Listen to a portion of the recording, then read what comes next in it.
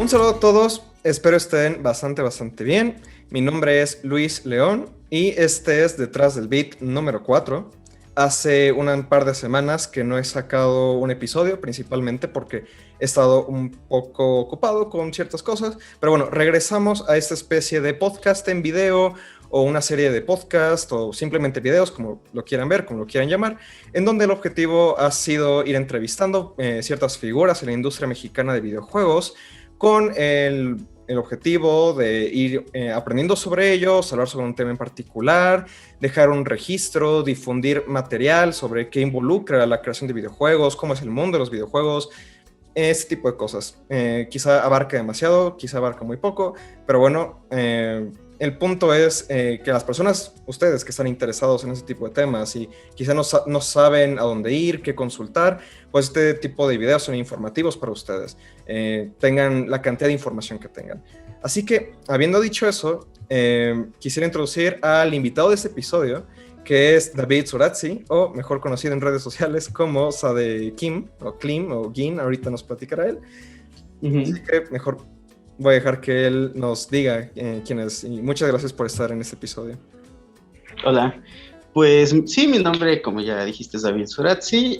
Lo que pasa es que el Sade es un apodo que me quedó de la prepa. Bueno, yo lo que hago es ser diseñador de juegos y sobre todo me enfoco en cuestiones de diseño interactivo. Lo que pasa es que aquí hay algo que es bien interesante.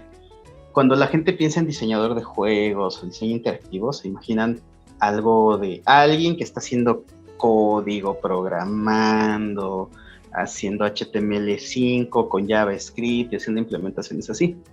Lo cual es cierto, o sea, muchas veces te lo está pidiendo el mercado, pero hay algo más básico que eso, un pasito antes, y que muchas veces en México perdemos, que es, oye, diseñar procesos interactivos, ya sean videojuegos o no, requiere que entiendas de psicología humana, diseño gráfico, comunicación, etcétera. Y esa es la parte a la que yo me dedico, porque justamente si hay mucha gente que hace HTML5, Java, maneja Unity, etcétera, y te puede sembrar árboles, te puede diseñar interfaces y colocar animaciones, pero gente que sepa en dónde colocar el árbol, cómo se diseña un nivel, por qué se diseña así un nivel, por qué la interfaz funciona de una forma, por qué la interacción te ofrece este resultado, qué retroalimentación le das al usuario. Eso es otra cosa y eso es a lo que yo me dedico. Entonces, si me preguntan de Unity, sé usar poco Unity en comparación de muchos ingenieros y programadores. Si me preguntas sobre interacción humana, sé mucho más de interacción humana de lo que usualmente sabría alguien que está haciendo programación en Unity. Claro, la verdad, bueno, en el primer episodio justamente de esta serie iba dedicado a hablar sobre qué es el diseño de juegos, pero aún así siempre vale mucho la pena rescatar esto porque es una diferencia que yo siento que a mucha gente todavía no le queda muy clara, incluso si ya están trabajando haciendo videojuegos. De hecho, no sé si lo comenté en el primer episodio, pero tengo una anécdota de que el primer Game Jam en el que estuve, me acuerdo muy bien que los programadores simplemente agarraron, se pusieron como a hacer todo en Unity. Y yo llegaba y le decía, oye, pero ¿por qué? O sea, como que no está ajustado bien la dificultad, ¿por qué no hacemos esto? Bla, bla, bla. Como que me ignoraban. Y entonces yo decía, entonces, ¿para qué quieren un diseñador? ¿No? Pero bueno, son cositas así. Pero no, la verdad está muy interesante lo que me comentas. De hecho, yo tenía la idea de que habías estudiado diseño gráfico, o lo acabas de decir. No, yo estudié diseño gráfico. Es que yo tengo la edad horrible de 32 años, nací a finales de los 80.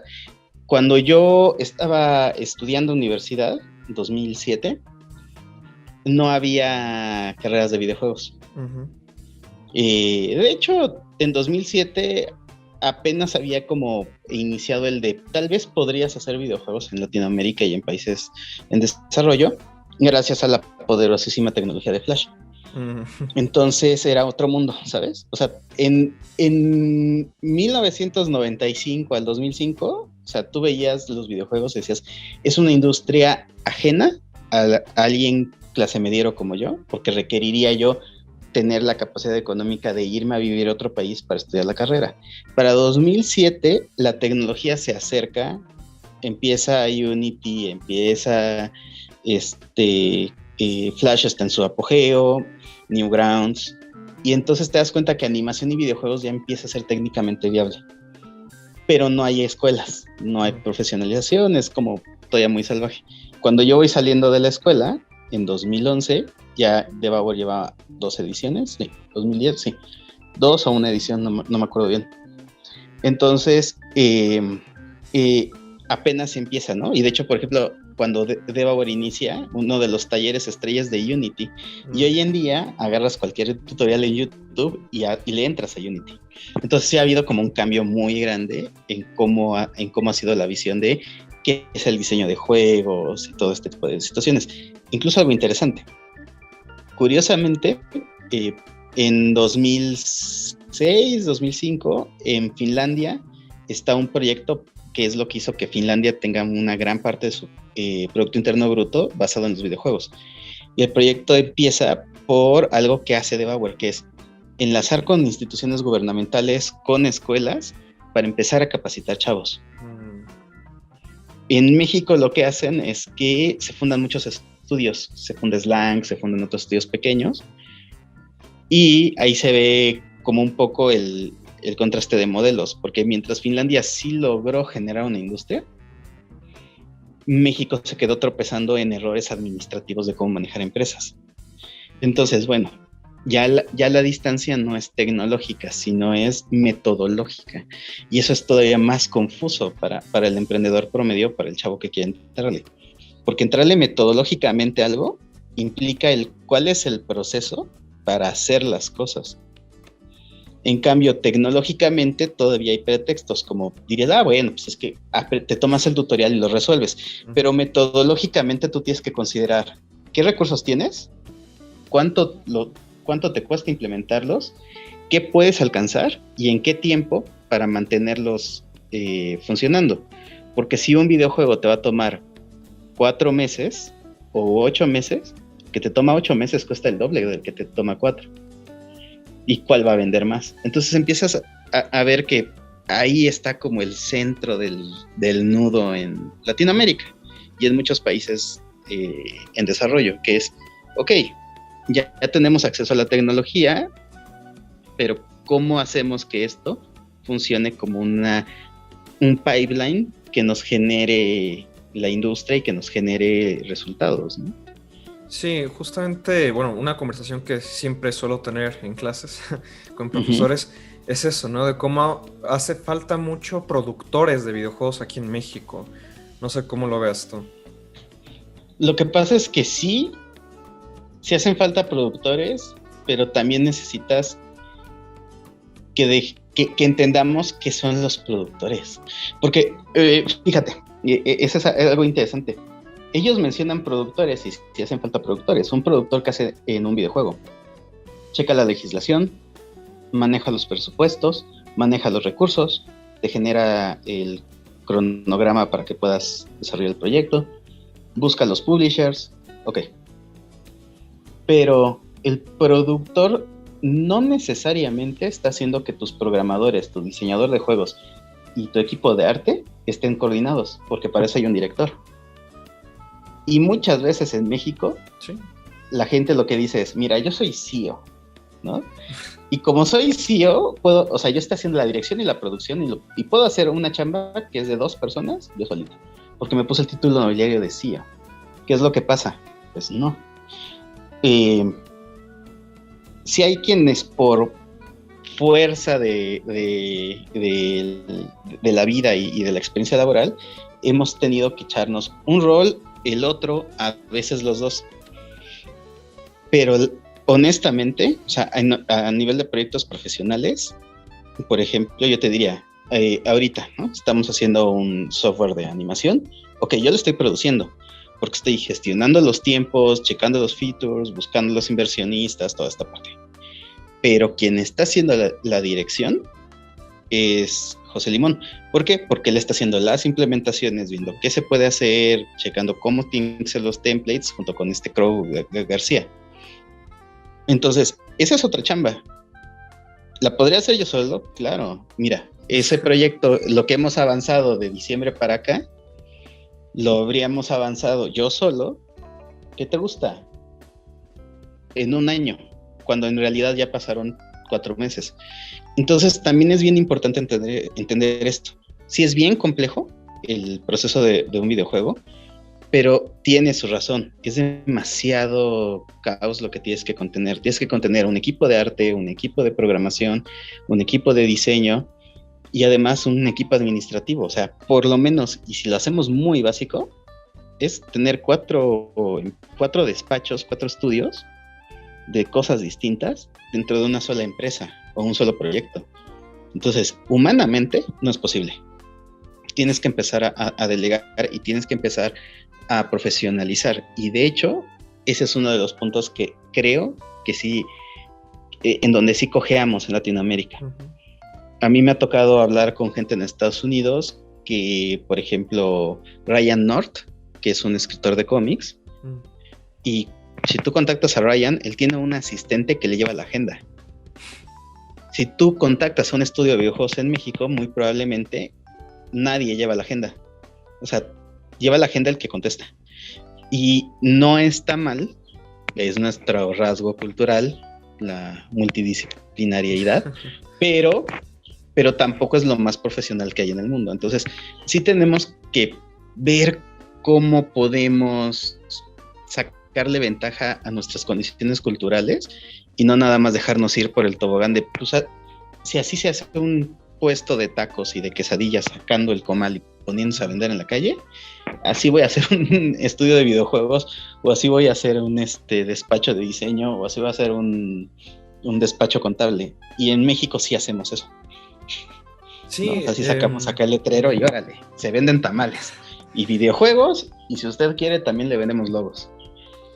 Sí, o sea ya me ha quedado muy claro, digo, tanto de lo que yo llevo estudiando, mi poca experiencia profesional, de las pláticas que hemos tenido aquí en este programa, pues es como un rasgo que siempre mencionan, ¿no? Como que México quizá no está, bueno, no quizá, no está preparado para un desarrollo de videojuegos AAA como en otros países. O sea, realmente, digo, deja la mano de obra, o sea, también es como como dices, ¿no? Entender los procesos. Tal vez si llegara alguien y nos dijera, ok, voy a agarrar así que lo mejor de lo mejor, vamos a hacerlo con un pipeline bien organizado, chance podría salir algo, ¿no? Pero como yo lo veo, o como a mí me ha tocado verlo, como que yo lo siento todo como un poco sesgado y como que estos pequeños, ahora sí que como si fueran grupos de guerrilla, como que cada quien tiene su propia forma de hacer las cosas, ¿no? O no sé. Sí, y hay errores comunes que todos tenemos, ¿eh? Por ejemplo, y no estoy hablando de la industria del videojuegos, estoy hablando de todo, o sea, de todo el país. Lo has escuchado, o sea, de seguro esto lo han escuchado con sus primos, lo han escuchado con el presidente, lo han escuchado con alguien que hace videojuegos y con Carlos Slim. Mira, si el problema es que hay que meterle más dinero, todo el mundo te dice, es que lo que tenemos todo, nos falta dinero. ¿Sabes algo que es interesante? Y una vez me lo dijo un programador. Me dijo, es que esa es una mentira. Porque el problema que tienen, por ejemplo, y él lo planteaba así, muchas veces el problema que a mí me llega, el cliente, es que tiene problemas con la programación. El cliente no necesita dinero. Se necesita una solución tecnológica. Necesita alguien que sepa de programación. O sea, el cliente podría tener $1 millón.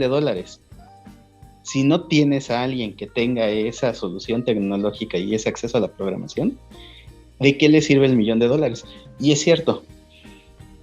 Muchas veces pensamos que el problema, y le pasa mucho a los proyectos de los chicos cuando van egresando, es que si yo tuviera dinero podría hacer mi tesis como un videojuego.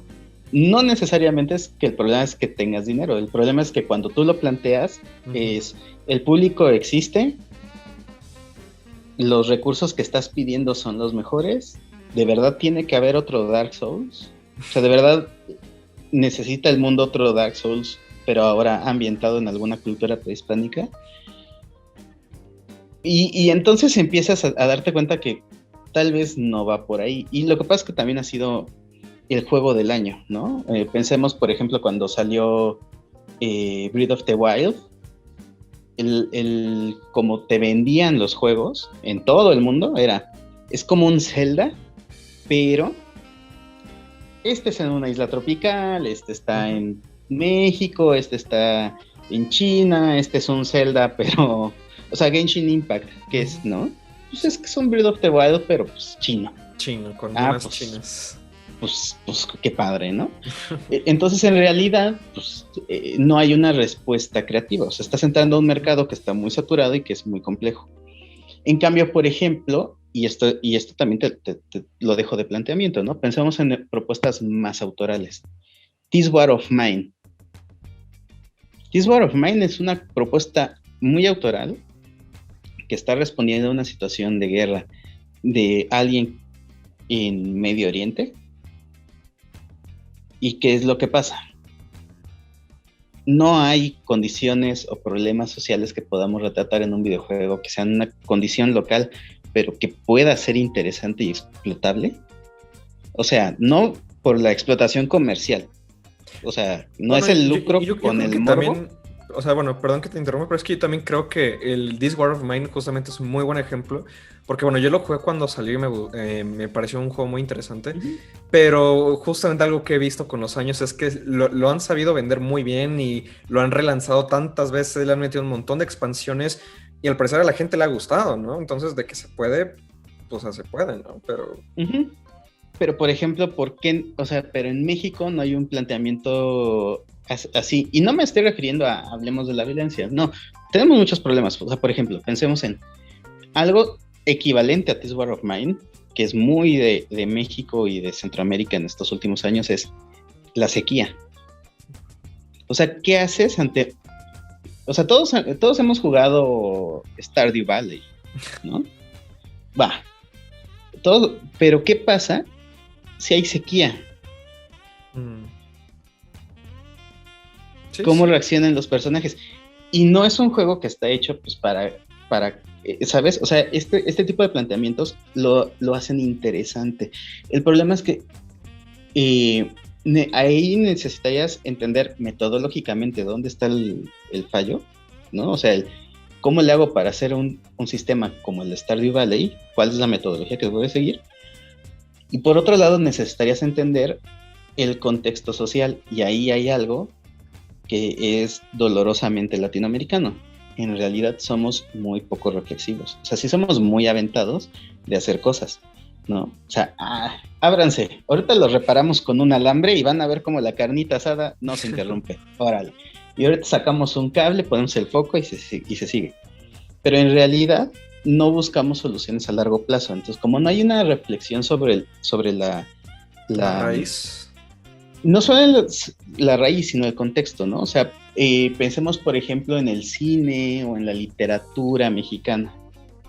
O sea, en realidad, por ejemplo, uno de los libros más vendidos en México es uno de Julio Patán, que es de 1000 curiosidades de la historia mexicana, que dices, no mames, o sea, ¿cómo se les ocurre hacer esto?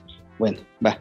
Y está entretenido y lo que quieras, pues es un trabajo de documentación histórica interesante, no está mal escrito, está bien, pero eso no es lo mismo que cuando tú te pones a leer literatura inglesa, literatura en Japón, y empiezas a ver que hay historias de un detective que hace un paralelismo entre su relación fallida con su esposa y la escena que... Entonces estás hablando de otro contexto, ¿no? De otro nivel. ¿Por qué? Bueno, Porque aquí hay una hablando reflexión. de lo que se vende más, o sea, me imagino que estás diciendo, ¿no? Porque bueno, en México... No de lo que se vende más, sino de lo que se produce. O sea, sí, bueno, porque la verdad, digo, yo también siempre me pongo a defender que en México han habido obras literarias, obras cinematográficas muy buenas, muy valiosas, pero y también, digo, mucho de lo que a mí luego me llega es de que, bueno, por ejemplo, yo antes de la prepa, secundaria, todo eso, para empezar, casi no nos mencionaban, o sea, que existían estas cosas, era más de que, yo lo escuchaba por ahí, ¿no? Más tarde, después de salir de la prepa, ya en la universidad me empecé a clavar mucho, por ejemplo, en literatura mexicana, ¿no? Y descubrí, Juan Rulfo, ¿no? Y es como, no manches, o sea, tenemos prácticamente un rockstar de la literatura que muchos otros autores en la en la literatura universal lo reconocen, ¿no? Incluso Borges dice que Pedro Páramo es de los mejores libros jamás escritos de la historia. Y aquí en México pregúntale a muchas otras personas y seguramente no lo han leído, no saben quién es, que no existe. El problema no es que no lo hayan leído, porque ese tipo de literatura no se lee. Y ese tipo de cine, o sea, Arturo Ripstein yo nunca espero que sea una gloria del cine. Y el cine comercial siempre va a sostener esto. ¿Sabes en dónde está el hueco? En la difusión. Es que el videojuego comercial ya está saturado, ¿sabes? O sea, ya existe, ya está. Juegos que son copias de Zelda o juegos que son como Dark Souls, hay un chingo, ¿no? ¿En dónde y por qué tuvimos un Juan Rulfo o hay un Arturo Ripstein? Porque ese tipo de cine es menos competido y ahí puedes brillar. Lo que pasa es en los videojuegos, no en México, o sea, esta es una condición de los videojuegos en general, no hay nadie que toque temas profundos en los juegos en general. O sea, sí tenemos muchísimo Marvel, pero tenemos pocas cosas que apelen a algo un poquito más allá. Porque sí, todo el mundo va a consumir Marvel, pero eventualmente te toparás alguna obra que sea, por ejemplo, ahorita en los Oscars el de El Padre, ¿no? La película del Padre con Anthony Hopkins. Eso sí. No me suena. Ay, la verdad, es que no es muy sonada, o sea, porque de hecho es eso, o sea, esa película no está hecha para que sea muy comercial. Está hecha para que sea un discurso muy, muy contrastante y muy ácido. Y está bien, porque esa industria, o sea, ¿qué es más fácil hacer? ¿Los Avengers? ¿O una obra más contenida, como por ejemplo el Detective Topo, creo que se llama este documental que hicieron en Chile, ¿no? En un asilo de ancianos, que está en Netflix y que está nominado como mejor documental a los Oscars. Entonces, es mucho más barato hacer el Detective Topo. No te vas a forrar de dinero como Marvel, no, pues no, jamás. Pero de eso puede comer el crew y de eso puedes hacer la siguiente película y puedes empezar a ser redituable. Y eso es como el punto. Porque de nada sirve intentar hacer el próximo gran juego cuando antes de llegar ahí, ¿qué tipo de películas tienes que hacer? ¿Qué tipo de obra tienes que hacer? Uh-huh. Y eso es como una parte que se pierde. O sea, y es un fenómeno, te digo, de la sociedad posmoderna, ¿no? Yo quiero ser Mark Zuckerberg y en menos de, y antes de cumplir 30 años, forrarme de lana. O sea, sí está padre, güey. O sea, y habrá algún Mark Zuckerberg en la vida. Pero en realidad, pues el objetivo no es ser Mark Zuckerberg. O sea, el objetivo es vivir de esto, que tengas tu empresa y que no sea... O sea, puede que no seas tan estridente, pero pues finalmente estás aquí, ¿no? Y ese es como algo que tendríamos que explorar, ¿no? Entonces cada vez... Y es una crítica que la sostengo a la industria, y que también es parte de un poco de que Devour se haya volcado más hacia la capacitación que hacia la industria, a diferencia, por ejemplo, Big Festival. ¿Por qué Devour se volca hacia la capacitación? Volcarte hacia la industria requeriría que mantuviéramos una burbuja de ilusión que a mí no me beneficia, que a los desarrolladores no beneficia, pero que a las tiendas sí. Porque a las tiendas lo que les reditúa es que tengas 1 millón de juegos, aunque de ese millón de juegos, cada juego vendiera una copia. Porque para ellos es 1 millón de ventas. Pero para los desarrolladores es la crisis de haber puesto dinero y años de esfuerzo para tener una venta. Por eso no tiene sentido para nosotros. O sea, mejor te contraes, te dedicas a capacitar, que generen algo que, ok, va a tener 1,000 ventas, 5,000 ventas, que es muy poco en videojuegos, pero está armado de tal forma que es redituable y que el tiempo que le metieron y el esfuerzo que le metieron sí les significa una ganancia. Sí, o sea, bueno, dos cosas antes de pasar como a otra cosa. Bueno, otra cosa vinculado con lo que estamos hablando. Sí. Es de que, o sea, bueno, primero que nada, a mí me da bueno, mucho la impresión, o yo siempre tengo como una especie de analogía que siempre hago de la burbuja, de que siento que en los videojuegos o los desarrolladores, voy a decir los desarrolladores, ¿no? Porque somos los que estamos creando Ujú, esto. Solemos estar atrapados mucho en una burbuja, ¿no? Y como decía hace rato, de que, ujú. todos se copian entre todos quieren hacer el siguiente Zelda, el siguiente Minecraft, el siguiente Fortnite, y todos empiezan a hacer esto, y esto, y esto, y esto, y esto, y esto, y es como, ok, pero es que, por ejemplo, fíjate en los videojuegos más, no sé, que más te gustan, muy probablemente los videojuegos más icónicos, los clásicos y sus creadores, no se inspiraron, o muy rara vez se inspiran en otro videojuego, ¿no? Y sobre todo los primeros videojuegos, que obviamente no existían videojuegos cuando ellos estaban haciendo videojuegos. Entonces yo creo que también es mucho una cuestión de a los desarrolladores, bueno, tanto nosotros que somos de las nuevas generaciones y de todas las que vienen, como abrirles el panorama, ¿no? Y, por ejemplo, yo algo que sentí justamente en el último Dev Hour era esto, ¿no? Como un poco conversaciones que iban, bueno, a mí algo que me sorprendió mucho era de que habían muchas volcadas hacia la literatura y videojuegos, ¿no? Por ejemplo. Ujú. Y aunque puede ser que en algunas ocasiones, en lo personal, sentí que todavía se quedaban en una cuestión, voy a decir entre comillas, superficial con respecto a pláticas que, por ejemplo, yo he visto de otros países. Yo creo que es un Ujú. paso muy, muy, muy importante. Y yo creo que pues, justamente eventos como Dev Hour, o sea, yo los he visto muy geniales por eso, ¿no? Por abrir los panoramas. Y con eso quisiera pasar a esto, ¿no? Ok, ¿qué, qué es Dev Hour? Explícanos un poco qué es, cómo surge. Mm. Debauer lo funda el maestro Jacinto Kesnel. Saludotes a Jacinto. Hace 10 años lo funda después de ver que él se da cuenta que empieza a haber como un boom de desarrollo de videojuegos en México, pero en esa época pues no hay, o sea, quién es en dónde te capacitas, quién es el profesional, etcétera. Eh, entonces pues no, necesitas validar el tema ante el gobierno, ante las universidades, para que empiecen a ingresar, ¿no?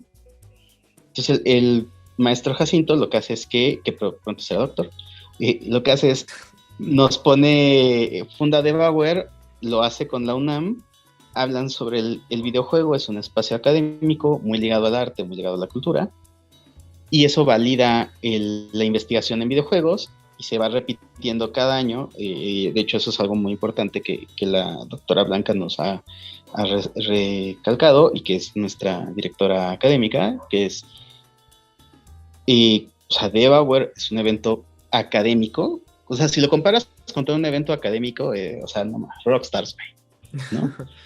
O sea, porque tú ves un evento de videojuegos en el MIT y hay 50 pelados. Tú ves Debauer y la última edición fueron 380 y rompimos Discord. Entonces, ok, masivo, comparado contra otros eventos del mismo pelo y del mismo estilo, es enorme. ¿Qué es lo que pasa? La esencia de Debauer es, en el corazón va a ser siempre un evento académico, pero va a ser un evento académico que va a irse adaptando a las circunstancias. Entonces es un evento académico de origen con estas pláticas sobre cómo afectan los videojuegos a la sociedad, al individuo, en la economía, en la tecnología, en el arte, etcétera. Pero en las primeras ediciones dan cursos de Unity, ¿no? Porque pues no sabíamos usar Unity. En las ediciones intermedias, hace como 4 años, se dan cursos de diseño de juegos, que hay que volver a retomar. Y empiezan a surgir estos proyectos de videojuegos en México, y entonces en las últimas ediciones se intenta impulsar estos estudios, que además muchos nacen de la iniciativa de Debauer, y nos topamos con algo que es bien interesante. O sea, digamos que ya llevamos como 3 fases, ¿no? O sea, la de capacitación, la de un poco de metodología, una fase un poco comercial, y ahorita regresamos otra vez hacia atrás a capacitación. ¿Por qué? Vinieron inversionistas de China, de Europa, vieron los proyectos y dijeron, el evento está bien, los proyectos están bien, pero mira, este juego que me están presentando aquí, si lo llevo a Eslovenia, en Eslovenia lo van a sacar en 8 meses. Y aquí llevan 3 años haciéndolo. Este otro juego, pues mira, en Japón les quedan mejores.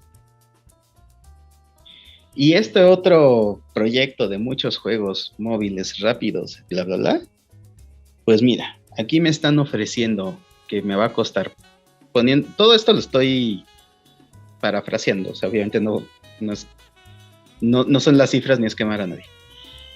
Todos estos proyectos que me ofrecen este estudio, los puedo hacer por $1,000,000 en la India, me hacen 100. En México por $1,000,000 me hacen 3. No es viable. Entonces había un problema metodológico, es decir, teníamos la tecnología, los estudios eran células suficientemente capaces de autogestionarse y generar, pero pues las condiciones no eran favorables para un inversionista. O un inversionista que le decías que... Y además no han seguido siendo favorables. Porque, por ejemplo, entremos a Kickstarter y vamos a ver algo que es bien interesante. Tú vas a ver en Kickstarter proyectos de videojuegos que piden $50,000. Dices, pues no, $50,000 no es mucho. O sea, para la industria de videojuegos en Estados Unidos no es tanto, ¿no? Es viable. Luego ves proyectos muy similares que se hacen en Latinoamérica, que se hacen en Europa, que se hacen en África o en Asia, y te dicen, no, yo necesito $2,500 para hacer el mismo proyecto. Sabes que no lo van a hacer, o sea, sabes que ese proyecto no va a funcionar, porque no es imposible que aquí cueste 10 veces menos, o sea, pero imposible. O sea, está bien que está bien que es más barato el tren de vida de aquí, güey, pero no está a ese nivel, ¿no? Entonces, ahí te das cuenta que no saben cotizar y no saben proyectar. Entonces, empiezas a tener esto. Y también hay otra cosa, somos muy ensimismados. O sea, nosotros consideramos que porque nuestra propia prensa está hablando bien de nosotros, que se le agradece, significa que nuestro juego está bien hecho. Aquí la pregunta es, cuando vemos cómo lo ven en Francia, cómo lo ven en Japón, etcétera, ya no lo ven ya no nos ven tan padres. Mira, me acuerdo de una anécdota de hace como 5 años. Es un chavo que ya no hace videojuegos. Y la verdad, creo que el güey era de Tabasco. Es que nada más lo vi en un evento. O sea, tampoco fue alguien que le interesara mucho el tema de videojuegos. Pero el chavo le gustó Puyo Puyo. Dijo, voy a hacer mi Puyo Puyo. Y hace su Puyo Puyo. Te digo, eso fue hace como 7 años, 10 años, ¿no? Que lo hace. Hace su Puyo Puyo. Y él dice, bueno, pero aquí en México no voy a vender porque pues, nadie sabe qué es el Puyo Puyo. Y ya hasta ahí está sensato, ¿no? Uh-huh. Entonces él empieza a escribir correos a Japón, a blogs especializados, porque ahí hay un chingo de industria de Puyo Puyo. Uh-huh. Y le contestan y dicen, no, pues está chido tu juego, 1,000 puntos. ¿Sabes qué? A huevo que sí. Lo lanzan y empieza, la primera semana tiene unas ventas maravillosas, porque dicen, no, o sea, ¿vieron este Puyo Puyo bonito? No, está precioso. Y empieza a tener muy buenas ventas él. Pero, ¿qué crees? A la semana sale el Puyo Puyo original. Uh-huh. Uno que sí es de Sega. Y los blogs dicen, bueno, estaba padre ese Puyo Puyo, ¿no? Pero este sí es que este sí es Puyo Puyo. Uh-huh. Y luego, pues el chavo no lo hizo mal, o sea, sí era un buen juego.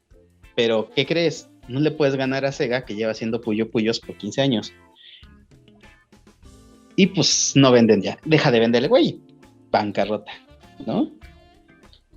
Entonces, ese tipo de anécdotas son muy comunes y presionan mucho a la industria. Y por eso hay decisiones muy tontas como las de Yogome de salir a buscar más inversión para pagarle a los primeros inversionistas y meterse en un Ponzi, ¿no? O sea, porque ya invirtieron mucho tiempo, está bien el juego, pero no estaba bien armado el proyecto a nivel comercial, a nivel estructural, metodológico, etcétera, y empiezan a tener estas como crisis económicas, ¿no? Entonces, sí tendríamos que reflexionar sobre eso, ¿no? Y decir, de verdad, hay que replantearnos cosas que son un poco más fundamentales que saber usar Unity. Saber usar Unity es muy importante, obviamente. Saber usar Unreal es muy importante, obviamente. Pero sí tenemos que tener diseñadores que cuando diseñen un juego viable a la producción, ¿no? Uh-huh. O sea, no tienes tú que ser ser el director del juego, pero sí necesitamos que nuestros diseñadores de juegos sepan que es viable de producir y que no te pidan así de, no, yo quiero que sea un mundo abierto en 3D y que tenga el tamaño de Japón, güey. Y no. Sí, no. Y Japón, no México. Sí, no, porque también, por ejemplo, es que, por ejemplo, fíjate, México es un país que está tan aislado del mundo culturalmente que no tenemos noción de las cosas. O sea, nos medimos el mundo con nuestra propia medida y es una medida irreal. Phil lo decía, ¿no? Pues claro que en Estados Unidos hasta la infraestructura está pensada para que tú vayas tomando un auto y empiezas en San Diego y acabas en Seattle y cada hora vas a tener una ciudad importante a la cual llegar. Bueno, y en México pues no hay ninguna ruta así, pero tampoco medimos el tamaño de las cosas, o sea, entonces cuando pensamos en México decimos, ay, mira qué fácil es, agarro aquí un avión y me voy a Nuevo León, ¿no? O me voy a Tijuana, o me voy a Mérida, que además son 3 ciudades que son relevantes para la industria del videojuego desde el DF, ¿no? Uh-huh. ¿Qué crees? Que el avión a Mérida o el avión a Tijuana hace lo mismo que un avión de Londres a Berlín. Entonces, se me explicó, o sea, estamos teniendo costos, o sea, si hacemos proyectos así, estamos teniendo costos como si estuviéramos trabajando en un proyecto multinacional en Europa. Entonces, sí, ese tipo de detalles no los medimos porque pues, vivimos en México y pensamos que el mundo es así. Entonces necesitamos entender que el mundo no es así, que tenemos grandes ventajas, que tenemos algunas desventajas y que hay que explotarlas, ¿no? Mira, por ejemplo, algo que yo siempre me he preguntado y es una cuestión más cultural que de industria. Pero gran parte del talento en México, de animación, de videojuegos, de cine, está viviendo en los municipios periféricos a la Ciudad de México. Sí. Entonces, ¿por qué los estudios no se están fundando en los municipios periféricos a la Ciudad de México? O sea, es más productivo para un estudio, porque es más barata la renta, porque está más cerca a la gente, porque es más barato el tren de vida. Ponerse en Coacalco, que es un municipio que no es Ecatepec, o sea, no te estoy diciendo que te metes al Santo Cristóbal de Ecatepec, o sea, Coacalco es un municipio muy clase mediera, o Cuautitlán Izcalli, que es muy clase mediera, a que te metas a la Roma, a la Condesa, incluso a Naucalpan, que son mucho más caros. Y les convendría. Pero eso es una cuestión cultural. ¿Por qué? Pues porque lo mismo pasa, por ejemplo, con las agencias de telemarketing. O sea, las prefieren sobre Insurgentes, porque es más nice Insurgentes, que en un lugar en donde sí estén cerca de la gente, que en Iztapalapa, en donde sí está la gente viviendo y les conviene más por otros motivos. Entonces, tenemos que empezar a tener como una mentalidad distinta respecto a cómo planeamos las cosas, ¿no? Si nada más tenemos, y eso lo menciona mucho la doctora Blanca, ¿no? O sea, si tienes a un programador y 5 ilustradores, tu sistema de juego debe ser súper básico, pero explotas a los ilustradores y haces que tengan 8 personajes y muchas animaciones. Si ustedes nada más son programadores, hagan un juego basado en texto. Yo sé que un juego basado en texto jamás va a ser el juego del año en los Game Awards. Pero jamás. en un festival independiente, pues puede ser muy reconocido. O sea, es que también... Olvídate de eso, bueno, te da para comer. O sea, te da para comer bien, porque como no gastaste tanto dinero en pagar ilustradores, pues sí, ponle que tienes menos alcance, que vendes la mitad, pero te costó una 10ª parte. Entonces la ganancia es mayor. Entendí. Véanlo en Stonks, amiguitas. Sí, o sea, bueno, la verdad es que hasta ahorita todo lo que llevas comentado es bastante interesante. Tenía como una idea muy distinta de cómo iba a ir este episodio, pero como que ahorita ya se ha ido orientando mucho esta parte de, pues, no sé cómo llamarlo, los problemas de metodología, ¿no? Que tenemos aquí en México. Y pues bueno, pues no sé, regresando como toda esta cuestión del devouer, bueno, lo digo más que nada porque como en otros episodios, repito, tanto, bueno, fue Draco y Phil principalmente en el primero y el segundo, que mencionaron mucho, ¿no? Es que Devour ha sido un pilar muy importante o sea, ¿tú cómo has medido si ha habido un impacto? O sea, si crees que ahorita todo lo que nos has platicado de intentar fomentar esta otra visión o un acercamiento más inteligente a la producción de videojuegos, ¿crees que ahorita estamos viendo ya alguna consecuencia o crees que todavía vamos a tardar 5 o 10 años en verlo? Pues a Finlandia le tomó 15 años y estaba planeado con el gobierno con el dinero del gobierno, con todo esto, ¿no? Entonces en México sin toda esta estructura, pues yo me imagino que nos tomaría más tiempo, pero lo que pasa es que, por ejemplo, bueno, a ver, Devour le dio la posibilidad tecnológica a la gente, permitió que hubiera carreras y Devour ayudó muchísimo. Por ejemplo, los juegos que han ido al Tokyo Game Show fue gracias a que entre Jacinto y Ale Lizardi hicieron una gestión para el Tokyo Game Show.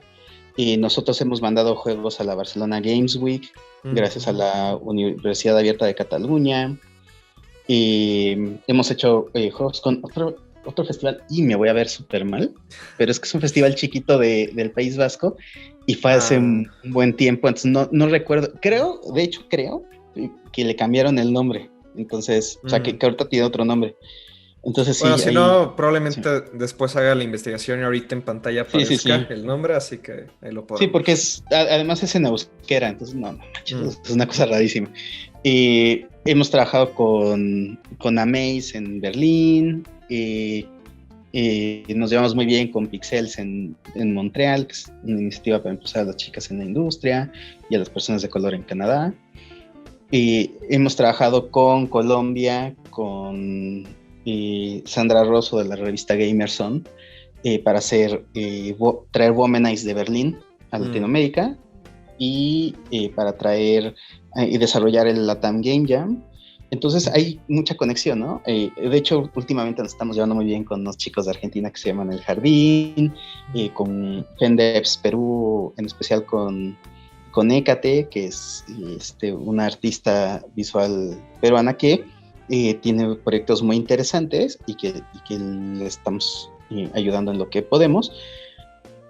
Lo que pasa es que este Devour no es una cosa uniforme, es decir, el Devour de los primeros 3 años era un Devour, el Devour de los años 4, 5 y 6 fue otro Devour, de los años 7, 8 y 9 fue otro Devour, y ahorita empieza otra etapa de Devour. Al principio responde a la necesidad institucional, a la necesidad de validar, y no me dejará mentir la doctora Blanca, a ella no pudo hacer una maestría en diseño con el tema de videojuegos, porque no era tema de diseño en México, los videojuegos. Yo no me pude titular con una tesis sobre videojuegos porque no era tema de estudio. Pero eso fue hace 10 años, ¿no? O sea, ahorita ya es tema de estudio. Y luego fue la parte en donde se intentó impulsar a estos chicos que ya tenían sus emprendimientos para que resultaran siendo juegos, y entonces ahí tienes Bromio, Lienzo, Mecha Studios, o sea, todos ellos, ¿no? Ellos ya tienen necesidades distintas, o sea, ellos necesitan publishers, profesionalización y capacitación continua, ellos necesitan acuerdos comerciales, que tengan inversionistas, etc. Y ahora, Devour no puede hacerlo todo, ¿sabes? Y eso también es una cosa que es bien interesante, porque todo el mundo decía, no, es que Devour debe ser como Big en Brasil. Pues es que, ¿para qué quiero ser Big en Brasil si desde México puedes ir a Big en Brasil? ¿No? ¿Para qué quiero ser, por ejemplo, ¿no? Hay dos tipos grandes de eventos, ¿no? Los que son negocio a negocio y los que son negocio a consumidor. De Hour, todo el mundo decía, es que tienes que ser a consumidor y poner tu showroom. Bueno, pues es una opción, pero ¿qué tanto alcance? Y luego pasa otra cosa. Cuando lo que nos dimos cuenta es, tú ponías los juegos en exhibición y la gente veía los juegos en exhibición y decía, a ver, espérame, yo por 500 pesos pues me compro la edición completa de BioShock, 3D, 3 juegos shooters enormes. Pues aquí por 500 pesos me das un juego que pues no. Porque la gente tiene una idea de que pues como es 2D es más barato, ¿no? ¿Sabes? Sí, o sea, y yo creo que también va por la idea de que, digo, también lo he comentado mucho luego con otras personas, de que estamos, creo que muy condicionados a ver los productos de nuestro propio país como, es que no es de la misma calidad que otro país, ¿no?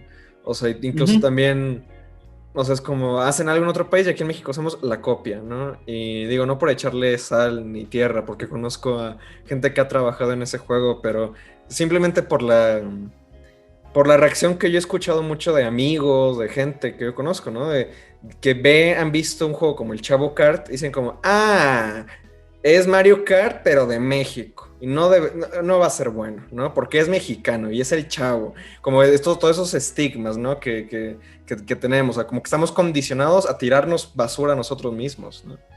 Y tiene una lógica, porque mira, el mismo dólar que te cuesta un juego gringo o un juego japonés, te lo va a costar un juego mexicano. O sea, el mismo dólar. Y hay otra lógica detrás. Si tu género está directamente compitiendo, porque hasta en el nombre del Chavo Kart quiere competir a Mario Kart. Claro. Si le estás compitiendo a una franquicia que para hacerla utilizan $30 millones con un equipo que lleva haciéndola 15 años, obviamente tú te estás parando frente a un Kraken con tu arpón. Y pues Moby Dick es precioso y romántico y bellísimo, pero te va a comer la ballena. Y ahí está un poco lo que decía al principio, ¿no? Ok, necesitamos pararnos en una posición donde la competencia no sea tan brutal, donde no tengamos que chocar contra eso. Mira, ¿sabes quién respondió muy bien a esa condición? Los podcasters. Okay. Tú te metes ahorita a Spotify y no, hombre, desde leyendas legendarias, o sea, la cantidad de podcasts relacionados con historias de terror y todas esas cosas que nos gusta porque somos bien morbosos en México, sí. No, hombre, nos echa para arriba. Entonces, eso está funcionando muy bien, porque en podcast teníamos los podcasters tenían dos condiciones de ventaja. La mano peluda era un formato que ya sabíamos que funcionaba, y ese género no es muy explorado en otros lados del mundo. Yeah. Ni en Estados Unidos, ni en Europa, ni nada. Entonces, mezclas o sea, traes los temas de actualidad que son más como del Slenderman, leyendas urbanas, bla, bla, bla, con un formato que ya sabías, y entonces tienes esta ventaja. La onda es que, por ejemplo, esto que te acabo de decir, cuando le preguntas a alguien qué entendiste de lo que dijo este güey, van a decir, el güey de lentes redonditos dijo que deberíamos hacer juegos de terror. Porque los podcasters les funcionó. Y no, espérate. No. Los juegos de terror tienen un chingo de inversión y tienen equipos que tienen años trabajando. Y es un género súper saturado. Y ahí está el secreto.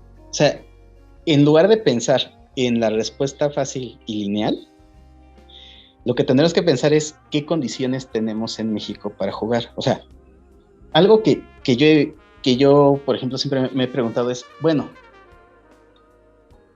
en México algo que podría hacerle mucho sentido a la gente es el fútbol.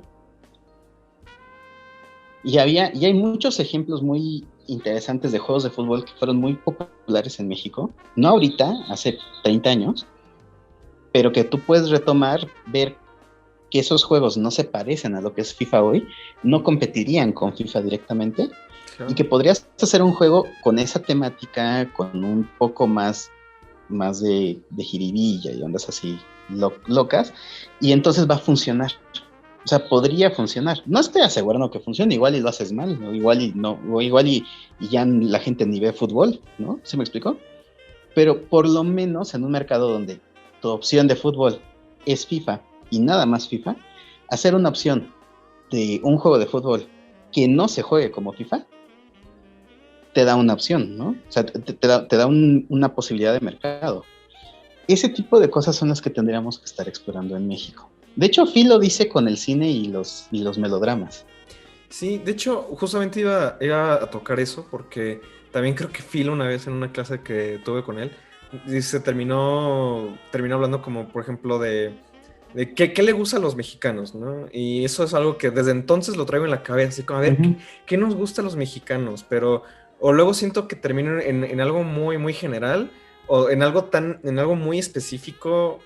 Por ejemplo, pensaba, ok, dramas familiares, ¿no? O sea, pero siento que a todos en el mundo, o sea, viendo como cuántas historias, o sea, las historias luego más,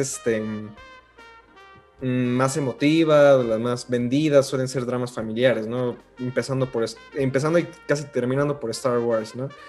Pero, por ejemplo, el formato telenovela, ¿no? El formato telenovela que es muy mexicano, ok, pero entonces, ¿cómo harías algo telenovelesco, pero que no fuera una visual novel?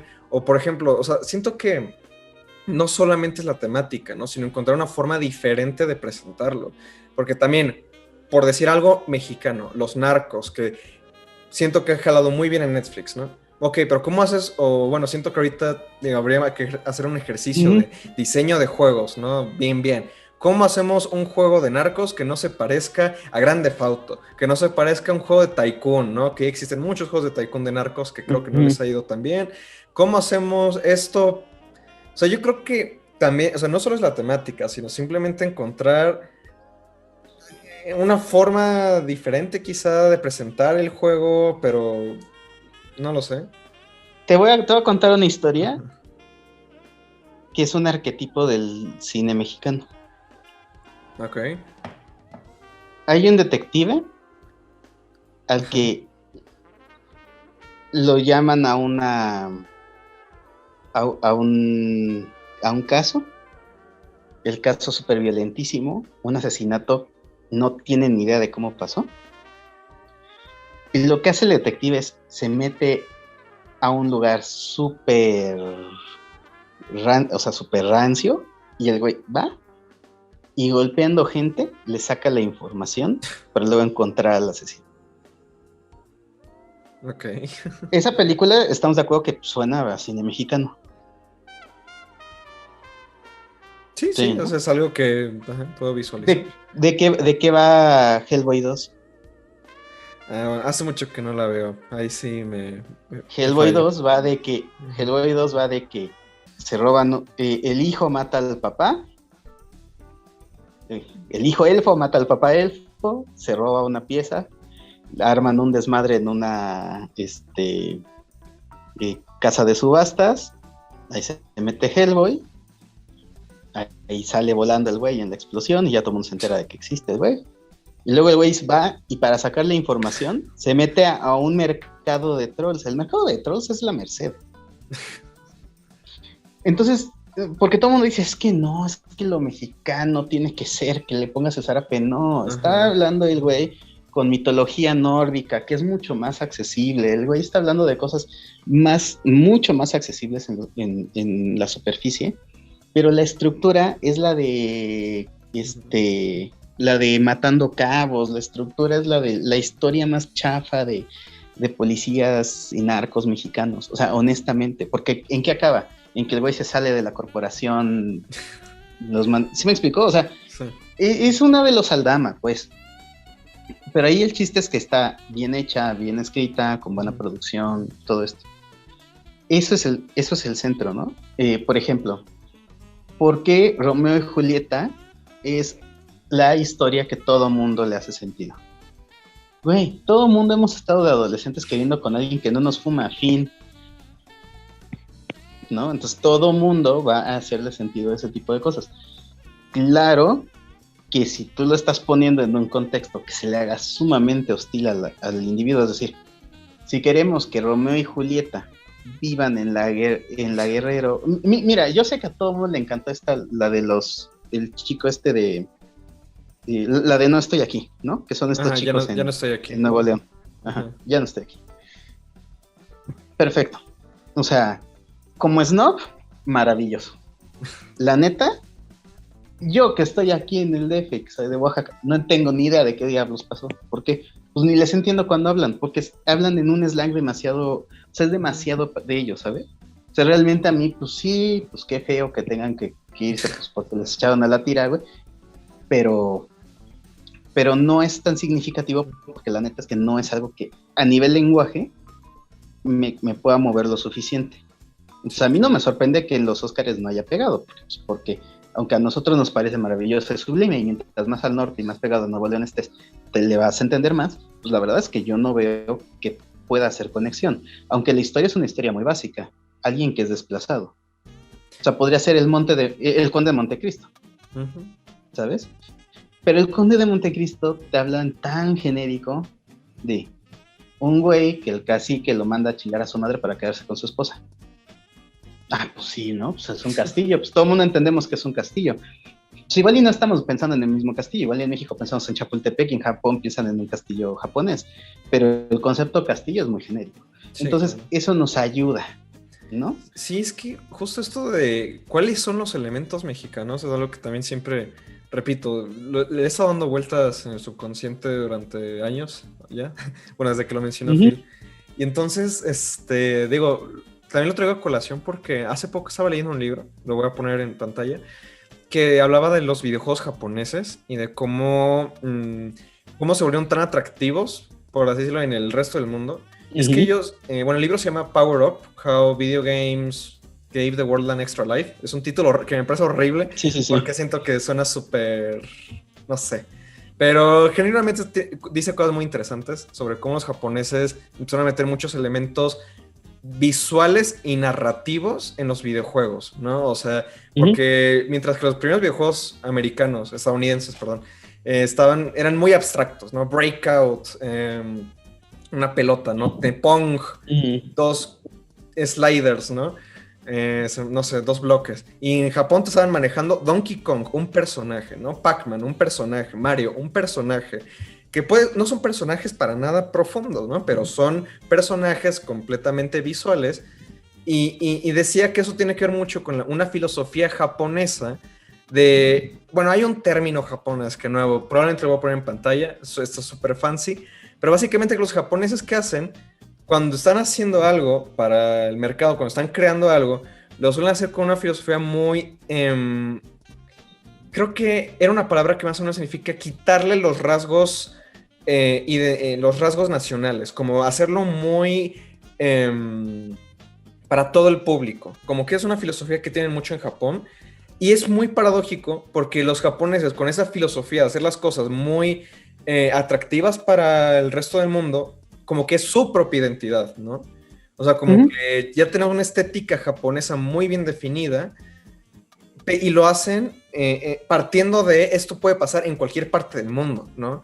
O sea, incluso habla mucho como, no sé, en un anime tú te pones a ver los escenarios y muchas veces es como una mezcla muy rara de, es que sí, como estos paisajes europeos, pero a la vez como que te ponen cosas mexicanas a veces, como un templo ahí azteca, y a la vez como que están tomando té y están jugando, ¿cómo se llama? Shogi al mismo tiempo, o sea, es como muy internacional. Se hace súper, súper loco eso. Mira, eso también, ay Dios, la edad y mi mal gusto. Mira, eso tal vez a los chavos de 25 años para más jóvenes no lo sepan, pero las telenovelas mexicanas de los 80s y principios de los 90s ocurrían en un país que no era México. Okay, o sea, era como de... Y los diálogos eran como, por ejemplo... Me acuerdo de más o menos de no me acuerdo ni qué novela era, pero me acuerdo de que había una escena de una morra que se tenía que ir a otro lugar y decía, no, pero es que la única forma de llegar a... Ponle que... a San Fernando. ¿Dónde es San Fernando? Quizá. Es en avión. Ahora, Y tenía ella que ir a San Fernando. Ahora, güey, San Fernando es una ciudad, es un país. ¿Qué es? No, pues nunca te explicaban, güey. O sea, nada más sabías que tenía que ir a San Fernando. Pero era tan genérico, o sea, estaban construidos de tal forma que, que por eso las podían exportar. Ya. Porque cuando hacías la localización, te estoy segurísimo que en Rusia debe haber algún equivalente a San Fernando, ¿no? Uh-huh. Ese tipo de cosas sí se hacían en México. Las tendencias van cambiando, ¿no? De hecho, piénsalo. Okami también vendió bien afuera de Japón y es muy japonés y requiere de mucho contexto japonés. Entonces, las tendencias van cambiando.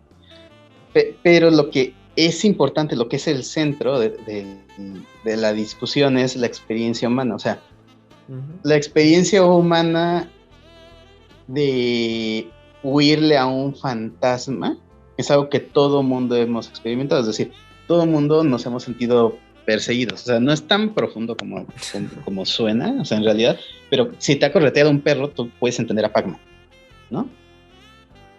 Si tú has ido a ver a alguien y hubo obstáculos en el camino, puedes entender a Jumpman saltando obstáculos para llegar con Daisy. Entonces, ese tipo de experiencias son muy genéricas y luego está la parte de cómo es la idiosincrasia. Ahorita decías algo que en mi cerebro lo planteé así, ¿no? ¿Por qué los videojuegos gringos son abstractos y los japoneses tienen figuras? Pues porque en Occidente escribimos con fonogramas, que son construcciones abstractas, y en Japón con ideogramas, que son representaciones, pues si bien son abstractas, pero para ellos son figurativas, ¿no? Sí, claro. Entonces tiene un sentido por la construcción del lenguaje.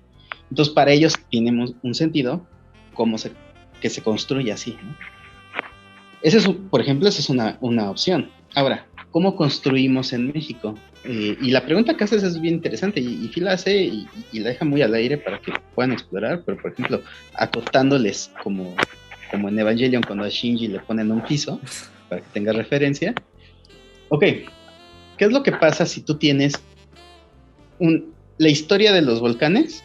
Es una historia que tiene un excelente fundamento y la puedes manosear por varias partes. El cómo se convierten en los volcanes, el qué pasa si los volcanes sufren una alteración, el qué pasa si en verdad si fueran gigantes personas, bla, bla, bla. Y eso te da para hacer muchas cosas. La onda es, mientras el chiste sea más local y tengas que entender más de la cultura, va a ser más inaccesible. Entonces tú puedes partir de la historia de los volcanes, de alguien que lo mandan a matar demonios para salvar el alma de su chica, y si te das cuenta, eso es una leyenda que existe en Japón fundacional, y una leyenda griega fundacional, y una leyenda mexica fundacional. Entonces no tienes que hacer la leyenda de los volcanes, sino el arco fundacional de alguien que va a ir a hacer todo un pasaje tortuoso con tal de la esperanza de rescatar a su amada, ¿no? A su ser amado. Sí. Ni siquiera tiene que ser su esposa. Y por ejemplo, algo que hizo muy bien Ogra Pixel en su primer juego, que era de una torre en donde el ogrito tenía que subir puzzles para llegar a rescatar el alma de su ogrita. O sea, eso fue muy básico, fue muy...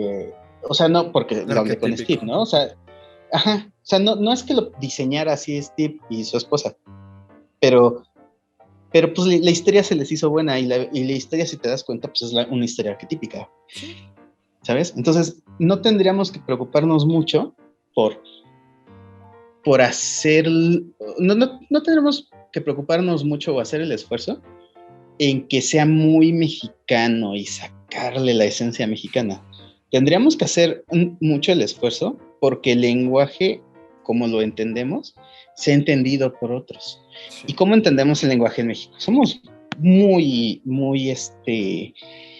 barrocos, ¿no? Entonces, ¿cómo sería ese lenguaje de una historia tan básica como alguien que va a rescatar al infierno o de la muerte a su ser amado? Sea un lenguaje donde hay muchísimos personajes, donde hay muchas situaciones, donde las cosas no tienen lógica, donde lo va a detener la burocracia. ¿Sí me explicó? O Sí. sea, lo va a detener la burocracia, lo va a detener que al güey se le olvidaron las llaves, lo va a detener muchas tonterías, y ese surrealismo mexicano lo vas a poder plasmar ahí. Y claro, no va a ser, de nuevo, es que de inicio no va a ser súper exitoso. ¿Por qué? Porque tienes que construir el lenguaje con tu espectador, ¿no? O sea, por eso es muy raro que tu primer película sea la más vendible o que tu primer libro sea el más vendible. Usualmente son el segundo, tercero, cuarto, donde ya hay un lenguaje establecido con tu consumidor. Claro.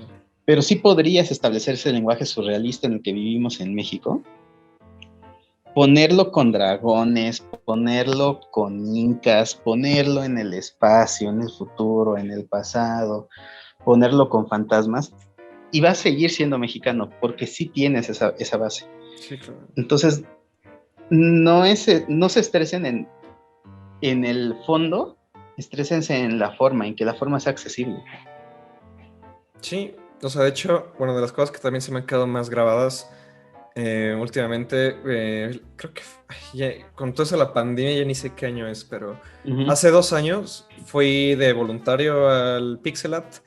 Y bueno, revelación, estuve más colado en las pláticas que haciendo mis deberes, pero una de las cosas que más de los que se hizo hincapié fue que México, o sea, bueno, en las sesiones de entrenamiento y todo esto nos decían, no, es que este año tenemos muchas pláticas sobre narrativa, sobre contar historias, porque en México necesitamos saber contar historias, o sea, como que es un punto que como que estaban haciendo mucho hincapié ese año. Por ejemplo, Pixar te hace una película El Día de los Muertos y, ay, wow, Pixar, qué chido, ¿no? Voy a llorar 3 horas seguidas. México te hace una película de Día de Muertos y no pegó ni en México ni en otros países, que yo sepa.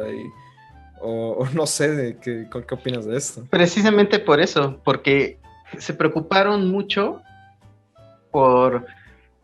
Mira, de verdad sí necesitamos mucho más de construcción narrativa y de construcciones lógicas en general en México, y desde la educación básica, ¿eh? ¿Por qué?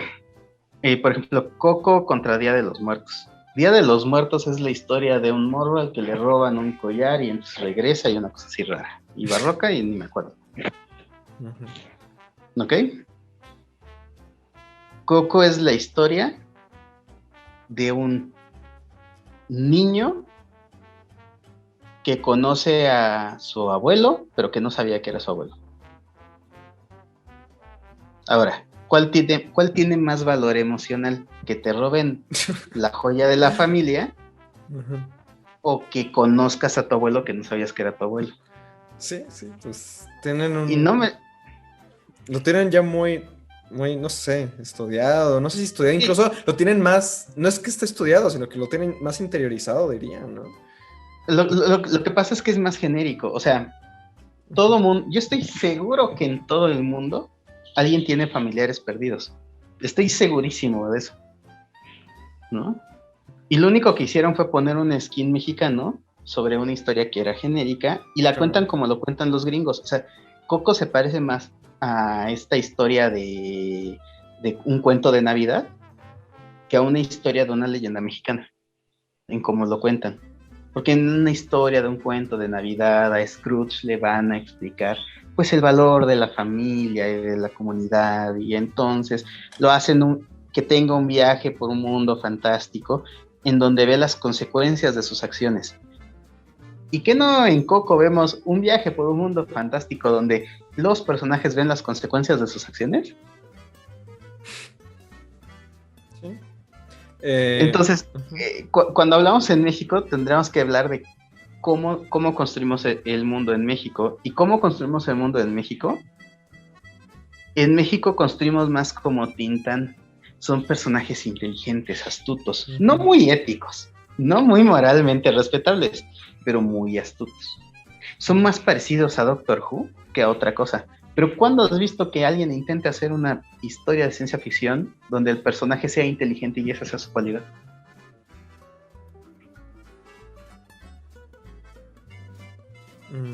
No sé. Bueno, probablemente se me pusiera ahorita a pensar, pero sí, así, en primera instancia no se me ocurre. No está tan pelada, ¿sabes? Sí, Entonces, ¿no? entonces, sí, lo que a nosotros nos hace sentido es la astucia. Sabemos construir personajes astutos, medio malillos, pero de buen corazón, pero astutos. Ujú. Tendremos que enfocarnos en construir ese tipo de cosas, Sí, porque le hacen sentido al otro. de hecho, ahorita que, bueno, me puse a pensar, quizá un Cowboy Bebop, pero, o sea, es que estaba yendo por esa parte de alguien que está transando al gobierno, ¿no? Pero, nah, no sé, eso es otro feeling.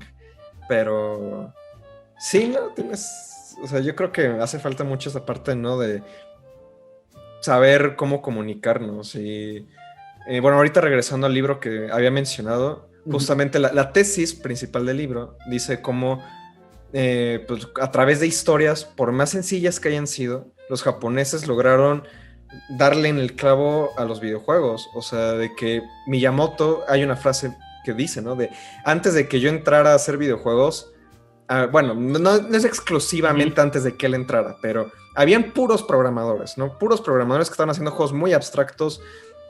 Y Miyamoto, que venía de un trasfondo de ser artista, dice, pues voy a meterle una historia de 3 actos a Donkey Kong y por más sencilla que sea, ¡pum!, resonó con más personas, ¿no? Y de pronto el videojuego de Donkey Kong no era de voy a conseguir la puntuación más alta, sino primero tengo que acabar la historia.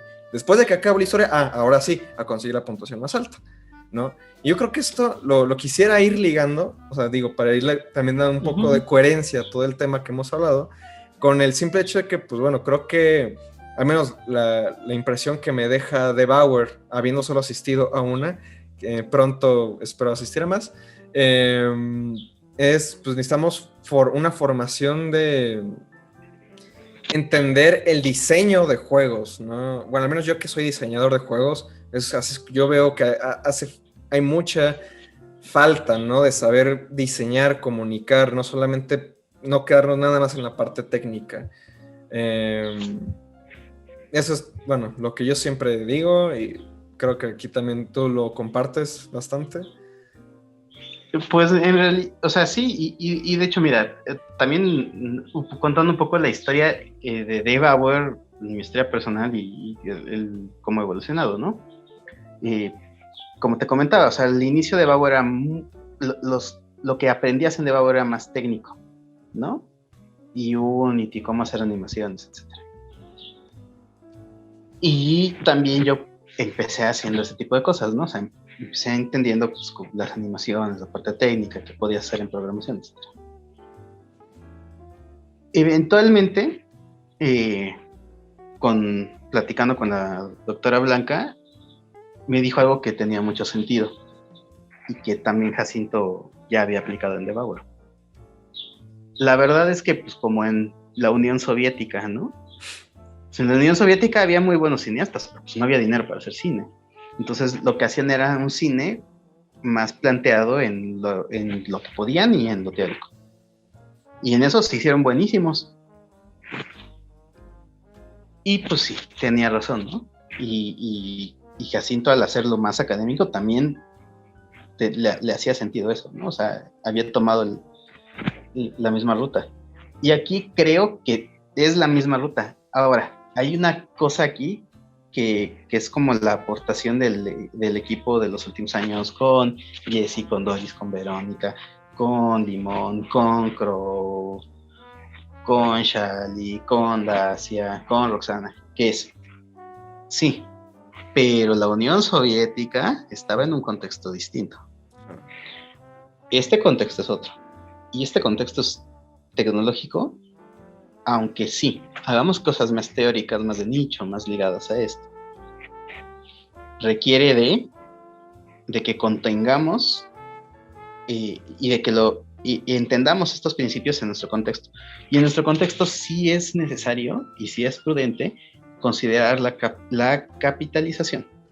Es decir, sí hay que considerar que los chicos que están trabajando en un proyecto comen, no los mantiene el Estado, son individuos con sus propios sueños y esperanzas, y entonces tenemos que responder de forma distinta. También parte de lo que hemos intentado hacer con Devouer es impulsar esta cultura de emprendimiento, es que odio la palabra, una cultura empresarial. Uh-huh. Sí, porque emprendedor es como de desempleado, empresario es de alguien que sí se lo está tomando en serio. Una cultura empresarial donde, sí, qué padre que tenemos leyes, outsourcing, bla, bla, bla. Vamos a tratarlos como seres humanos, ¿no? Y aunque eso implique que no me voy a poder echar este viaje a Disneylandia este año, todos coman bien, todos tengan seguro médico, todos tengan la posibilidad de desarrollo personal. Y eso también es algo que nos está afectando, porque tenemos tan arraigada esta onda tan de cacicazgo, tan de hacienda de 1800, de voy a esclavizarlos y me voy a comer su alma, que no entendemos que, mira, gran parte de por lo que las empresas funcionan bien es porque sus empleados tienen una posibilidad de desarrollo personal. Y eso implica que tenemos que enseñarles a administrar también, ¿no? Y ahí sí es la parte de producción que te dicen tus profes. Necesitamos que aprendan a administrar bien el dinero para que puedan tener empleados que se desarrollen profesionalmente, individualmente. Sí, que luego se van a hacer su propia empresa o se van a ir a trabajar a otros lados. Pues claro, o sea, saludos a Doris y saludos a Jessie, que ahorita andan en sus propias ondas, pero pues nos ayudan muchísimo, ¿no? ¿Por qué? Porque el chiste no es que nos liguemos o que nos casemos con una empresa como lo hacían nuestros abuelos que trabajaban 40 años en la empresa, les daban la medalla para el mérito. Aquí la onda es, ese sistema económico ya no existe, el sistema económico es distinto, vamos a darles las herramientas para que se desarrollen y pues creemos una red de seguridad distinta, es decir, creemos una red de seguridad a nivel de colaboración, no tanto en una relación vertical de empleo. Eso también es súper importante. Y eso también es algo que estamos como impulsando. Y si te das cuenta, Devouer no cambió de lo que decía el profesor Jacinto. Porque el profesor Jacinto quería que Devouer respondiera a cada estado de la industria y que fuera evolucionando. Por eso ya no es de interés dar cursos de Unity y no es de nuestro interés conseguir publishers para desarrolladores mexicanos. Desde nuestro interés que los chicos que están saliendo de la universidad tengan condiciones laborales mejores, desde nuestro interés que sean mejores profesionales y que puedan responder no a los retos de hoy, que es conseguir un publisher, sino a los retos del futuro, que va a ser cómo organizan su vida personal y profesional para que se adapte a la economía digital en la que estamos ingresando. ¿Te das cuenta? Entonces, también en ese sentido, por eso es tan importante preservar Devouer, porque no es una condición de, pues es como la mole, ¿no? Pues es una convención y pues como convención necesitas meter más gente. Sí. O no es como un programa de gobierno, que pues, el programa de gobierno lo que busca es tener más, o sea, que le metan dinero para tener un chingo de impacto. Entonces, lo que buscan es impacto social y más gente. No. O sea, aquí es una condición. Claro. Por un lado, formativa educativa, pero por otro lado, para los estudios, no es que te vamos a dar el dineral y a conseguirte los $3 millones de inversión. Porque, pues, güey, si tu proyecto es malo, no te lo van a dejar caer.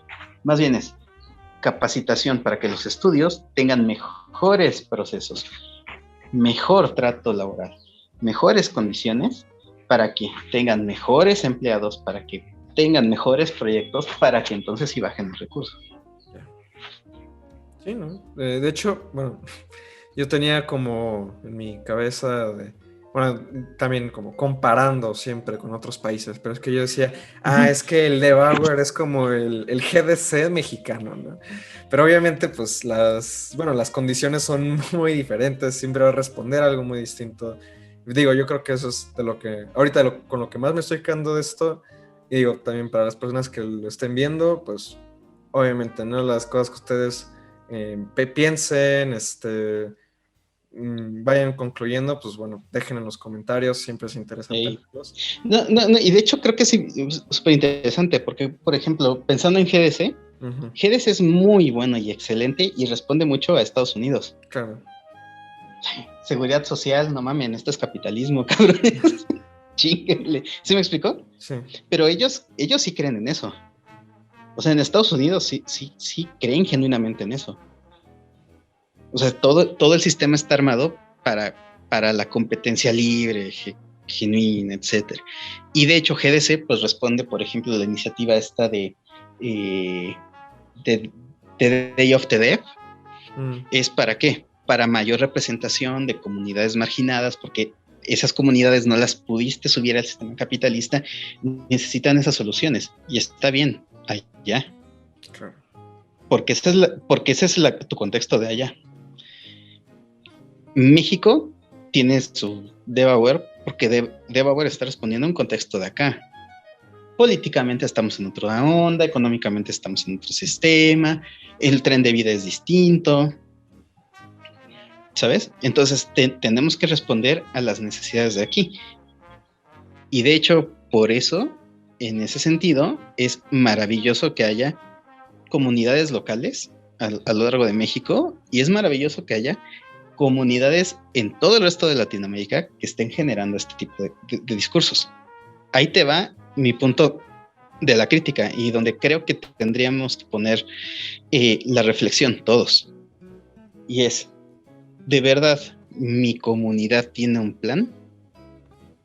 Porque tú puedes juntarte con la banda y ponerte a jugar rol y hacer videojuegos y sin plan y que está cool. Pero si lo que tú quieres es una comunidad de profesionales, ¿de verdad podemos tener una comunidad de profesionales? Pues que ahí vaya corriéndosele como, pues vamos a salir y sí, ¿por qué no? O necesitas algo estructurado que sí tenga puntos específicos y objetivos muy claros de cómo van. Porque son cuestiones distintas, ¿no?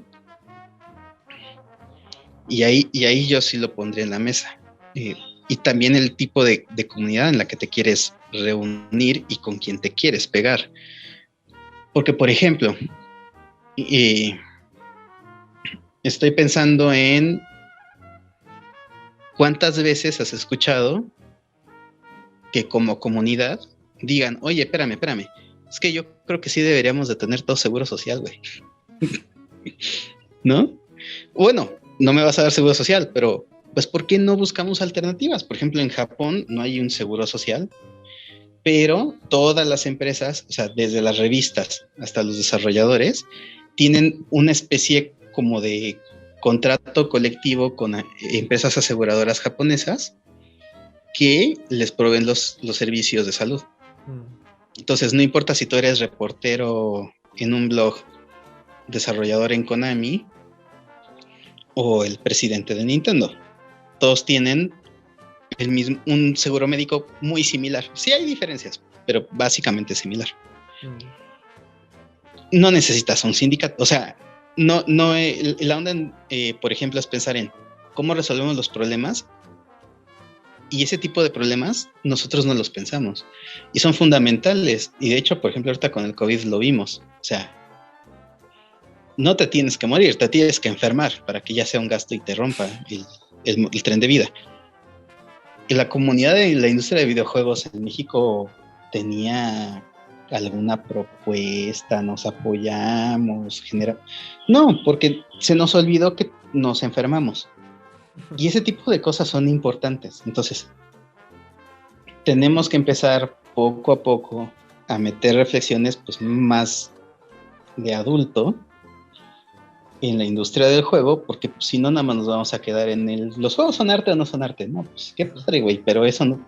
O sea, pues está bien, es interesante el tema, pero es un puntito de todo el universo que tenemos que aprender a manejar. Pues bueno, la verdad es que, repito, ha estado muy interesante. Como que yo entré a esto teniendo una idea muy diferente de qué iba a ser, pero creo que me gustó mucho más lo que surgió, muy honestamente. Yo creo que, bueno, me gustaría pasar con una especie de... Bueno, como que siento que llevamos concluyendo ya un tiempo, pero aún así me gustaría... bueno, eso es algo que he tratado de hacer con todos. Es, bueno, que nos dieras una especie de conclusión final, bueno, aunque conclusión conlleva eso, pero Lo quisiera orientar más a la parte de cómo esperas o cómo ves la industria de los videojuegos en México Mm, en 5 o 10 años, tú escoge. Ay, qué complicado es. Mira, ok, pongámoslo a futuro en abstracto entre 5 y 10 años y pensemos en, yo veo dos posibilidades. Una posibilidad es que nos ganó el caos y seguimos siendo, o sea, ¿sabes? Nos ganó la cultura y entonces Ujú. seguimos en lo mismo de, pues aventamos una llamada de pétate por aquí y luego otra por allá y ahí vamos como en el caos sacando las cosas, que eso es muy mexa. Y de pronto sale un equivalente a la casa del Toño, y sabes, o sea, cosas así. Pero esa es una posibilidad. Lo que sería lo ideal es que pudiéramos empezar a tener generaciones que fueran más estructuradas y que dijeran, mira, vamos a desarrollar metodologías, vamos a ayudarnos desarrollando nuestras herramientas tecnológicas para hacer los juegos, vamos desarrollando nuestros planes de negocio, vamos desarrollando nosotros nuestros planes de seguridad social, de trabajo, de bla, bla, bla, contratos colectivos, cosas así. Y cada parte vaya resolviendo y trabajando en conjunto para resolver la industria. Porque muchas veces pensamos que en industria es vendo tacos y gano $1,000,000 y ya la hice. No, en realidad la industria es tener proveedores, tener un público, tener un producto, la distribución, las cuestiones legales, tener una participación social, tener una construcción del tren de vida, qué le ofrezco como industria a la gente. Ese tipo de cosas, y en general, no en videojuegos, en general en México nadie la tiene, pero ojalá los videojuegos sí puedan ir construyéndose así. Y entonces tener proyectos de capacitación continua, tener proyectos de ayuda y de capacitación en cuestiones laborales, tener proyectos de protección social para todos, tener proyectos de inclusión, que podamos tener proyectos de desarrollo de condiciones educativas, etcétera. Ojalá pudiéramos estructurar eso. Eso es lo que yo espero. O sea, ese es mi sueño, ¿no? I have a dream. Pero la neta es que honestamente creo que vamos a terminar en un punto intermedio, donde haya cosas que sí podamos estructurar y haya otras cosas que son menos obvias para la comunidad, que las vamos a seguir manejando en el caos, ¿no? Creo que eso es como vamos a estar, ¿no? O sea, vamos a estructurar mejores procesos de producción, por ejemplo, pero pues vamos a seguir teniendo malas condiciones laborales, que eso es un clásico, ¿no? Pero ojalá no, ojalá podamos estructurarlo todo e ir generando como esta industria, como se pudo hacer en Finlandia, como se pudo hacer en Japón, como se pudo hacer en Alemania o en Francia, y pues sigamos esos buenos ejemplos. Pues bueno, muchísimas gracias otra vez. Va, Bueno, va. te voy a decir Sade. Ok. Eh, bueno, muchas gracias por estar en este programa. Repito, creo que estoy comentando cosas muy interesantes y de nuevo, como la audiencia, bueno, según yo, como que yo le estaba apuntando a una audiencia que casi no supiera mucho de videojuegos, pero digo también a la gente que vea, bueno, de hecho una vez me llegó un comentario muy interesante que decía como, muchas gracias por, este podcast me va a servir mucho, estoy empezando a hacer videojuegos y bueno, si todavía sigues escuchando ese podcast, espero te sirva esto. Bueno, lo estés viendo porque también es en video. Solo quisiera decir, de verdad, pues me gusta leer los comentarios, a mí me gusta ponerme a reflexionar sobre estas cosas y a veces contesto. Y bueno, no sé, chance Sade también lo iba a decir, pero asistan al Devour. Digo, no tienen que meterse a dar una plática, con que vean las que hay, creo que es muy valioso.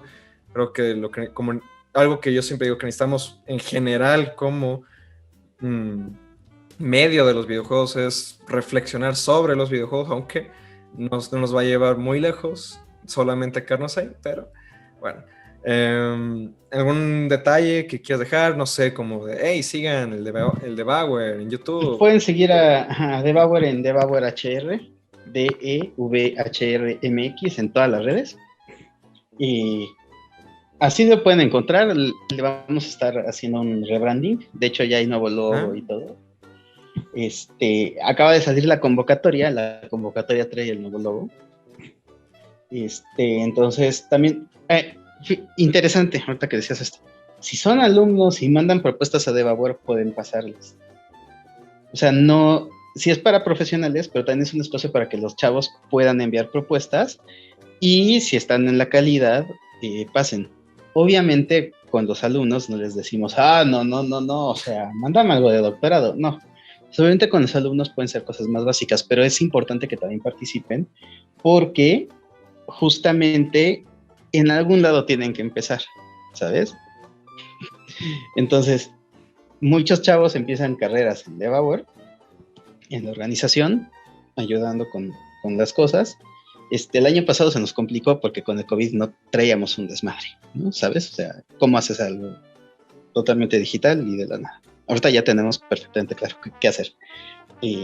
Pero, por un lado, tanto como staff pueden participar, por otro lado pueden mandar ponencias y darlas, y les va a ayudar para, si quieren entrar a una maestría, si quieren entrar a una cuestión de diplomados, por si quieren buscar trabajo de profes, pues quieren buscar trabajo en algunas empresas que sí les interese un poco más, o sea, más allá de lo técnico, pues, que les interese un poco más cuestiones metodológicas, les puede ayudar y en DevAware es un buen punto de inicio. Digo, siempre es mejor entrar con tu currículum con algo, aunque sea un DevAware, que en cero. Sí. Entonces ahí pueden ayudar y sería muy bueno. Te paso la info para que la pongas en la descripción. Claro. Y y pues ya, sería como la invitación al foro. Y en el foro, si quieren asesoría sobre cualquier cosa relacionada a los videojuegos o al diseño interactivo, contactan y los canalizan, no conmigo, sino con los expertos del tema, ¿no? Y también el Discord, ¿no? Porque de hecho yo estoy en el Discord ahí. ¿Sí es de DevAware o no? Siempre me confundo. No, sí, es de DevAware. Sí. Bueno, es que estoy en 30,000 Discords y luego no los reviso todos. Pero también hay un Discord de DevAware. De hecho, también organizaron el Game Jam, el Global Game Jam, ¿no? Una sede. Bueno, no organizaron el Game Jam, fueron una sede para el Game Jam, sí. Pero bueno, sí, no, métanse, neta, sí, hay cosas, luego salen cosas muy interesantes. Y pues bueno, una vez más, muchas gracias. Y solo les quiero decir a todos que pues, si ya llegaron hasta este punto, muchas gracias por haber escuchado. Muchas gracias por seguir viendo esto. Si no se han suscrito, suscríbanse, por favor. A mí me sube mucho los ánimos. Y comenten. Y pues bueno, nos vemos en el siguiente episodio de esto que es Detrás del Beat. Un saludo a todos y espero estén bien con el tema de la pandemia.